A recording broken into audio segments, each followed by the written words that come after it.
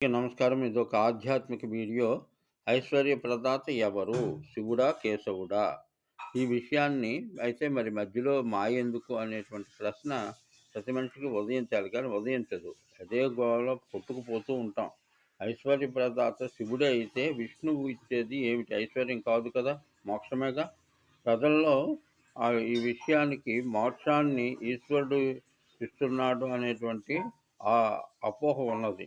ఉదాహరణకు రావణాసురుడు ఉన్న ఐశ్వర్యం రావణాసురుడి కన్నా ఐశ్వర్యవంతుడు ఈ మూడు లోకాల్లో ఎవడుంటాడు? ఇప్పటిదాకా తీసుకున్నా ఎవడు ఉండడు. కానీ నిలకడలేని మనస్తత్వం వల్ల నాశనం అయిపోయాడు. అయితే ఈ శివకేశవుల మధ్య నడిపిస్తున్నది లక్ష్మీదేవే కదా! ఈ సంపదని. ఆమె లక్ష్మియే సంపదలకు మూలం.